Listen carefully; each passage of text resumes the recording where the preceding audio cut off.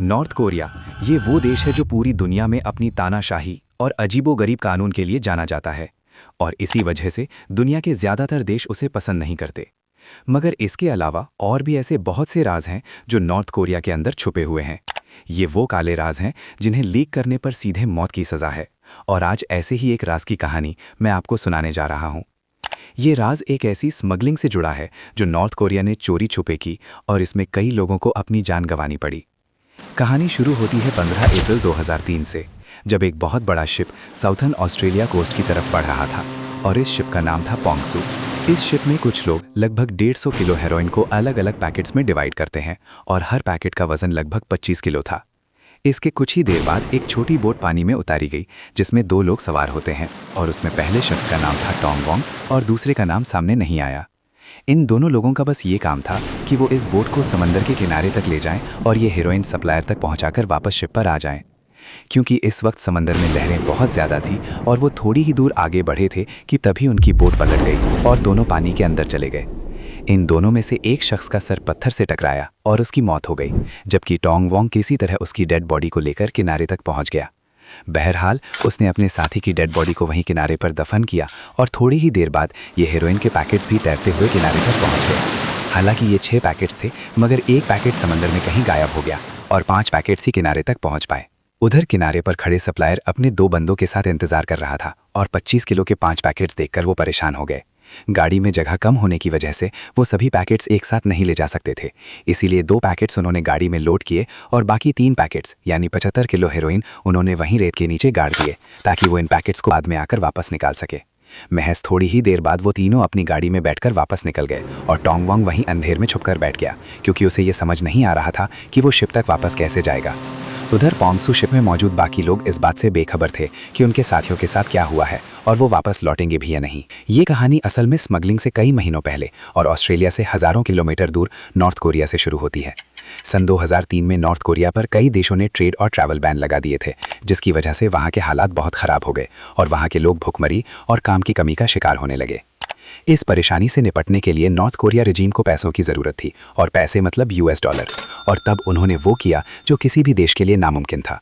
North Korea दुनिया के सबसे बड़े इलीगल बिजनेस में घुसा और ड्रग स्मगलर बन गया। 25 फरवरी 2003 की सुबह पोंगसू नाम का एक शिप नॉर्थ कोरिया के पोर्ट से रवाना होता है। ये शिप जापान में सन 1980 में बनाया गया, जो खास करके टिम्बर लाने ले जाने के लिए डिज़ाइन किया गया था। मगर अब ये शिप पुरानी होती जा रही थी, जगह जगह इसमें जंग लग चुका था और इसकी मशीनरी भी खस्ता हाल थी, मगर इसे कमर्शियली यूज़ करने के लिए मॉडिफाई कर दिया गया। इसकी बेसमेंट को एक बड़े फ्यूल टैंक में बदल दिया गया ताकि शिप लंबी दूरी तय कर सके और ये शिप किसी भी पोर्ट में बिना घुसे पूरी दुनिया का चक्कर लगा सकती थी। इस शिप पर लगभग 30 क्रू मेंबर सवार हुए, जिन्हें सोंगमा नाम का कैप्टन लीड कर रहा था, मगर ये कोई आम लोग नहीं थे। इस शिप पर चोंग डोंग सोंग भी सवार था, जो कोरियन वर्कर पार्टी का पॉलिटिकल सेक्रेटरी था, और वो शिप पर इसीलिए सवार हुआ ताकि शिप पर मौजूद कोई भी शख्स भाग ना सके और वो सभी स्मगलिंग को बखूबी अंजाम दे सके। शिप के हर केबिन में किम जोंग इल और किम इंग सल की फोटो लगी हुई थी और हर मेंबर के सीने पर एक बैच लगा था जिसमें कोरियन लीडर्स की फोटो थी। अब वो सच में नॉर्थ कोरिया के लिए वफादार थे या उन्हें वफादारी के लिए मजबूर किया गया, ये कहना मुश्किल था। बहरहाल नॉर्थ कोरिया से निकलने के बाद सबसे पहले शिप चाइनीज़ पोर्ट पर रुकी, जहां उसने 5000 टन फेल्सपार लोड किया, जो क्रॉकरी बनाने में इस्तेमाल होता है।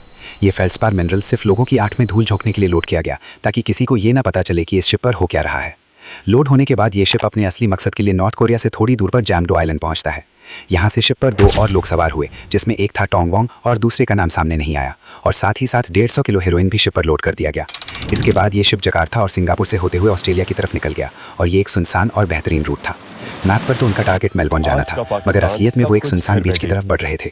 शिप अपना सफर तय करते हुए आगे बढ़ रही थी और इसी दौरान 3 लोग बैंकॉक से ऑस्ट्रेलिया पहुंचते हैं। इन तीनों के नाम याओ किम लम, किम फतांग और वीक्वेटिन थे और ये तीनों ट्रांस कॉन्टिनेंटल क्राइम सिंडिकेट के मेंबर्स थे, जिनके कनेक्शंस मकाओ, हांगकांग और थाईलैंड तक फैले हुए थे। ये वही 3 लोग थे जो समंदर किनारे खड़े होकर हेरोइन का इंतजार करने वाले थे और नॉर्थ कोरियन से हेरोइन लेकर पूरे अमेरिका में सप्लाई करने वाले थे। सबसे ज़्यादा चौंकाने वाली बात यह थी कि इन तीनों को मालूम ही नहीं था कि ऑस्ट्रेलियन पुलिस उन पर पहले से ही नज़र रख रही है ताकि वो उन्हें रंगे हाथों पकड़ सके। ये किसी खबरी की टिप की वजह से हुआ था, जो शायद इस ऑपरेशन में शामिल लोगों के बीच से ही था। शायद किसी ने फैसला कर लिया था कि वो धोखा देकर इस पूरे ऑपरेशन को चौपट कर देगा, और इसीलिए ये तीनों जब भी अपने होटल से निकलकर कहीं बाहर आते जाते, पुलिस खामोशी से उनका पीछा करने लगती। यहाँ तक कि अब उनके फ़ोन्स भी टैप हो रहे थे और अब अगर वो तीनों कोड वर्ड्स में भी बात करते तो पुलिस उनकी सारी बातें सुन लेती। इस ऑपरेशन का नाम सौरो ऑपरेशन रखा गया, जिसमें सर्वेलेंस टीम उनके एक एक मूव को ट्रैक कर रही थी। 15 अप्रैल 2003 की शाम को मौसम अचानक खराब हो गया, जिसकी वजह से समंदर में ऊंची ऊंची लहरें उठने लगी और ये लहरें इतनी ऊंची थी जिसमें बड़ी से बड़ी शिप समा जाए। शिप के मेंबर जल्दी जल्दी 150 किलो हेरोइन को डिवाइड करके 25 किलो के पैकेट्स बनाने लगे और लगभग 6 पैकेट्स तैयार हो गए। इसके बाद एक छोटी बोट पानी में उतारी गई जिसमें ये 6 पैकेट्स लोड किए गए और इसमें टोंग वोंग और दूसरा अनआइडेंटिफाइड शख्स बैठा था। क्योंकि अब समंदर का किनारा करीब था, इसीलिए इन दोनों को बोट में बैठकर ये हेरोइन किनारे तक पहुंचाना था। मगर तभी वो हुआ जो उन्होंने सोचा भी नहीं था। अचानक उनकी बोट से फ्यूल लीक होने लगा और तेज लहरों की वजह से बोट कंट्रोल से बाहर हो गई।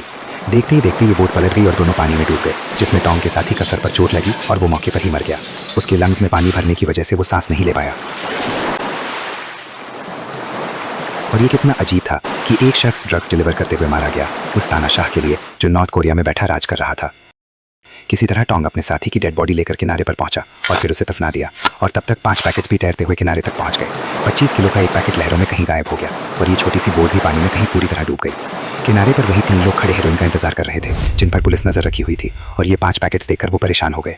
क्योंकि पैकेट्स काफ़ी बड़े थे, इसीलिए उन्होंने महज 2 पैकेट्स गाड़ी में लोड किए और बाकी पैकेट्स यानी 75 किलो हेरोइन वहीं रेत में गाड़ दिए ताकि वापस आकर वो उन्हें निकाल सके। अब वो तीनों अपनी गाड़ी में बैठे और टोंग वोंग को वहीं अकेला छोड़कर चले गए और टोंग वोंग को ये समझ नहीं आ रहा था कि वो अपनी शिप तक कैसे वापस जाएगा, क्योंकि उसकी बोट पहले ही डूब चुकी थी। उधर शिप पर मौजूद बाकी मेंबर्स इस बात से अनजान कि उनके साथियों के साथ क्या हुआ है और वो बस उनके आने का इंतजार कर रहे थे। 16 अप्रैल 2003 की सुबह ऑस्ट्रेलियन पुलिस उस होटल रूम के दरवाजे पर दस्तक देती है जहां ये तीनों रुके हुए थे। इस होटल रूम में याओ किम लम, किम फतांगो और किम फतांगो मौजूद थे और नीचे खड़ी उनकी कार की डिक्की में 50 किलो प्योर हेरोइन रखा हुआ था। पुलिस ने फौरन इन दोनों को गिरफ्तार कर लिया और कुछ ही देर बाद उनके तीसरे साथी विल क्वेट 10 को भी पास के मार्केट से गिरफ्तार कर लिया गया। पूछताछ में पुलिस को पता चला कि समुद्र किनारे एक बॉडी दफन है जो टोंग के साथी की थी और ये पुलिस के लिए चौंकाने वाला खुलासा था। अब पुलिस इस बॉडी को निकालने के साथ साथ आसपास की छानबीन शुरू कर दी है, जहां उन्हें टूटी फूटी बोट मिली और साथ ही साथ टोंग भी उनके हाथ लग गया जो एक पत्थर के पीछे छुपा कांप रहा था। इसी के साथ साथ उन्हें एक जीपीएस डिवाइस भी मिला जिसमें छुपाए हुए 3 पैकेट्स के कोऑर्डिनेट्स थे और आखिरकार पुलिस ने 75 किलो छुपा हुआ हेरोइन भी निकाल लिया। ऑस्ट्रेलिया के इतिहास में अब तक का सबसे बड़ा ड्रग कंसाइनमेंट पकड़ा गया था और एक 25 किलो का पैकेट जो समंदर में खो गया था वो फिर कभी नहीं मिला। हालांकि आने वाले सालों में ये अफवाह फैलती रही कि समंदर किनारे के आसपास के किसान बहुत अमीर हो गए हैं और उन्होंने नई गाड़ियां और बोट्स खरीद ली हैं। इसके पीछे ये थ्योरी थी कि शायद उनके हाथ वो हेरोइन का पैकेट लग गया हो जिसकी कीमत करोड़ों में थी, मगर इस बात का कोई पुख्ता सबूत नहीं था। उधर शिप पर काफी देर इंतजार करने के बाद जब उनके दोनों साथी नहीं लौटे तब ये शिप इंटरनेशनल वाटर्स की तरफ बढ़ गई, मगर वो ये नहीं जानते थे कि पुलिस उनके पीछे लग चुकी है। थोड़ी देर बाद तस्मानियन पुलिस की बोट इस शिप के पास पहुंच गई और 2 एयरक्राफ्ट की शिप के ऊपर घूमने लगे। पुलिस ने शिप में मौजूद लोगों से कहा कि वो शिप रोक दे, मगर उन्होंने कोई भी ऑर्डर मानने से मना कर दिया और इसी दौरान कुछ मेंबर्स ने शिप से कुछ सामान पानी में फेंकना शुरू कर दिया। वो लोग शायद शिप पर मौजूद थोड़ा बहुत ड्रग्स पानी में फेंक रहे थे ताकि कोई सबूत ना बचे और अब तक ऑस्ट्रेलियन गवर्नमेंट भी पूरी तरह एक्टिव हो चुकी थी। उनके लिए एक नेशनल सिक्योरिटी इशू था जिसमें दूसरे देश यानी नॉर्थ कोरिया ने उनके यहाँ घुसने की कोशिश की थी। इस मामले से निपटने के लिए डिफेंस मिनिस्टर, फॉरेन मिनिस्टर और ऑस्ट्रेलिया के प्राइम मिनिस्टर जॉन हावर्ड एक मीटिंग रखते हैं और आखिरकार 18 अप्रैल 2003 को एक नेवल वॉरशिप सिडनी से निकल गई पोंगसू शिप को पकड़ने के लिए। अगले 4 दिनों तक ये नेवल वॉरशिप पोंगसू शिप का पीछा करती रही और क्योंकि समंदर में मौसम काफी खराब था जिसकी वजह से उन्हें बहुत परेशानियों का सामना करना पड़ रहा था। 20 अप्रैल 2003 की सुबह ऑस्ट्रेलिया के एयरफोर्स कमांडर ने भी अपना सीकॉक हेलीकॉप्टर पोंगसू शिप की तरफ रवाना कर दिया और ये हेलीकॉप्टर जैसे ही शिप के पास पहुंचा सभी कमांडर शिप में उतरने की तैयारी करने लगे। कुछ कमांडर्स डायरेक्ट शिप में उतरे और कुछ बोट्स के जरिए शिप के अंदर आ गए, मगर उन्हें ये डर सता रहा था कि उनके साथ कभी भी कुछ भी हो सकता है। हैरानी वाली बात यह थी कि पोंगसू शिप पर सवार क्रू ने पलटकर कोई हमला नहीं किया क्योंकि वो जानते थे कि उनका खेल खत्म हो चुका है। उन सभी ने चुपचाप सरेंडर कर दिया और कुछ ही मिनटों में एयरफोर्स कमांडर्स ने शिप को अपने कंट्रोल में ले लिया। कुल 30 लोगों को गिरफ्तार किया गया और इस शिप को सिडनी की बंदरगाह के लिए रवाना कर दिया गया। आखिरकार जब इस शिप की छानबीन शुरू हुई तब ऑस्ट्रेलियन पुलिस के होश उड़ गए क्योंकि ये शिप तानाशाही को चीख चीख कर बयान कर रही थी। शिप के हर केबिन में किम जोंग इल और किम इल संग के फोटो लगे हुए थे और ये दोनों नॉर्थ कोरिया के लीडर्स थे। इस शिप के हर क्रू के सीने पर जो बैजेस थे उसमें भी इन दोनों लीडर्स की फोटो थी और उन्हें कुछ डॉक्यूमेंट्स भी मिले जिन पर यह लिखा था कि अगर वो पकड़े जाएं तो वो पलटकर जवाब दें मगर सरेंडर ना करें। एक मेंबर से जब उसका बैज उतारने के लिए कहा गया तो वो घबरा गया और उसका कहना था कि ये बैज उसके शरीर का एक हिस्सा है। इससे ये समझना आसान है कि नॉर्थ कोरियंस को किस हद तक मानसिक और गुलाम बनाया जाता है। ऑस्ट्रेलियन पुलिस के होश तब उड़ गए जब उन्हें शिप पर चोंग डोंग सॉन्ग मिला, जो कोरियन वर्कर्स पार्टी का सेक्रेटरी था और चाइना में नॉर्थ कोरियन एम्बेसी का सीनियर ऑफिसर भी था। शिप पर उसका मौजूद होना कोई इत्तेफाक नहीं था और इससे ये साफ हो गया कि इस ड्रग स्मगलिंग और नॉर्थ कोरियन गवर्नमेंट के बीच डायरेक्ट कनेक्शन है। ये तहकीकात अगले कई सालों तक चली और सबसे पहले उन 4 लोगों को सजा सुनाई गई जिन्होंने समंदर किनारे हेरोइन छुपाया था और इनमें टोंग सॉन्ग भी शामिल था। उन चारों को 22 से 24 सालों के बीच सजा सुनाई गई और अब वो ये सजा काटकर ही जेल से बाहर निकलेंगे। इन चारों की 10 ये गलती थी कि उन्होंने तानाशाह से डील की थी, जिसकी उन्हें बहुत बड़ी कीमत चुकानी पड़ी। शिप के मेंबर्स में से लगभग 26 लोगों को मार्च 2004 में रिहा कर दिया गया क्योंकि उनके खिलाफ कोई पुख्ता सबूत नहीं मिले। इन सभी लोगों को बैकसेट डिटेंशन सेंटर में रखा गया था, जिसके बाद इन्हें वापस नॉर्थ कोरिया डिपोर्ट कर दिया गया। अब बचे 4 नॉर्थ कोरियन सीनियर ऑफिसर जिनका ट्रायल शुरू हुआ और इसमें captain, political secretary, chief engineer और बोसन शामिल थे। कोर्ट के मुताबिक ये शिप इन्हीं 4 लोगों के कंट्रोल में थी, जिसका मतलब था कि उन्हें ये मालूम था कि ये शिप कहाँ जा रही है।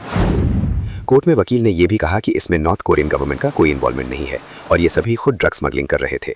बहरहाल ये ट्रायल कई महीनों तक चला और क्योंकि इनके पास से कोई ड्रग्स नहीं मिला था, इसीलिए कोर्ट ने इन सभी को बेकसूर करार देकर इन्हें भी रिहा कर दिया। फैसले के 8 दिन बाद ही इन सभी को नॉर्थ कोरिया डिपोर्ट कर दिया गया और इतना बड़ा ड्रग्स ऑपरेशन पकड़े जाने के बाद भी नॉर्थ कोरिया बच निकला।